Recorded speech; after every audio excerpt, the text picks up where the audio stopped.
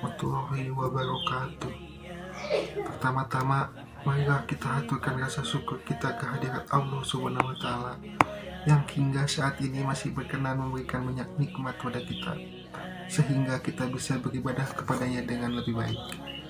Salawat serta salam semoga selalu tercurah kepada baginda besar Nabi Muhammad SAW yang telah bekerja keras dengan harta, kedudukan bahkan nyawa demi menyebarkan agama Islam yang rahmatan lil alamin hingga sampai pada kita hari ini, dan juga kepada keluarga, sahabat, dan para pengikutnya hingga akhir zaman.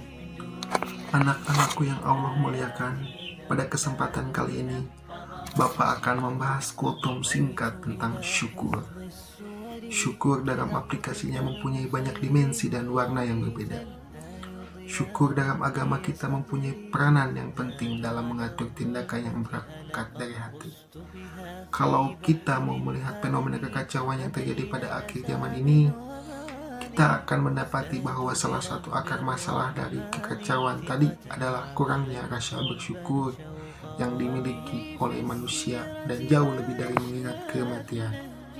Syukur yang benar pasti akan melahirkan perilaku yang tepat.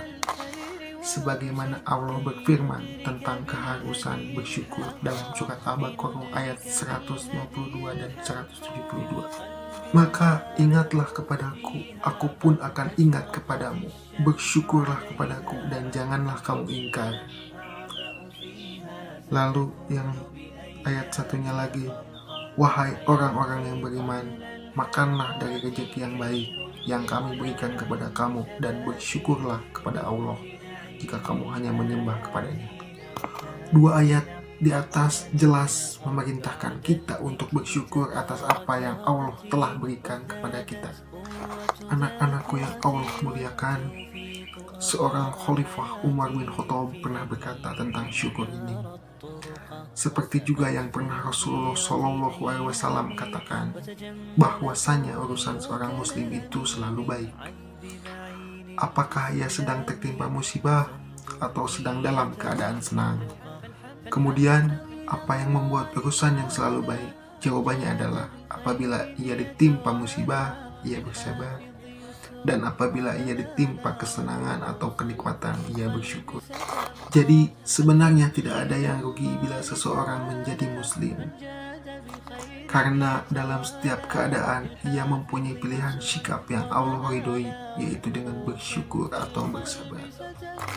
Mengenai ini, Rasulullah SAW bersabda, sungguh menakjubkan urusan seorang mukmin, semua urusannya adalah baik baginya. Hal ini tidak didapat kecuali pada diri seorang mukmin. Apabila mendapat kesenangan, dia bersyukur, maka yang demikian itu merupakan kebaikan baginya. Sebaliknya, apabila tertimpa kesusahan, dia pun bersabar, maka yang demikian itu merupakan kebaikan pula baginya. Dalam ayat lain juga, surat An-Nisa dan Ibrahim, Allah berfirman, Allah tidak akan menyiksamu jika kamu bersyukur dan beriman, dan Allah maha mensyukuri, maha mengetahui. Lalu ayat yang satunya lagi, dan ingatlah ketika Tuhanmu memaklumkan, sesungguhnya jika kamu bersyukur, niscaya aku akan menambah nikmat kepadamu. Tetapi jika kamu mengingkari nikmatku, maka pasti azabku sangat berat. Dari dua dalil Al-Quran di atas, jelas bagi kita pelajaran yang dapat dipetik, yaitu untuk selalu bersyukur di setiap keadaan yang menimpa kita. Jangan sampai kita termasuk orang-orang yang mengingkari nikmat, sehingga mendapatkan azab dari Allah. Anak-anakku yang Allah muliakan, ciri-ciri orang yang tidak bersyukur adalah dia selalu merasa kurang dengan apa yang Allah berikan kepadanya, selalu merasa bahwa Allah tidak adil dalam membagi rezeki dan lain-lain. Sifat seperti ini hendaknya kita hindari sebisa mungkin, karena apapun yang terjadi pada kita, Allah lah yang berkehendak dan yang mengaturnya. Bapak kira cukup sampai di sini kultum singkat tentang syukur ini. Semoga kita bisa mengamalkan syukur ini dalam setiap kehidupan kita. Amin ya robbal alamin.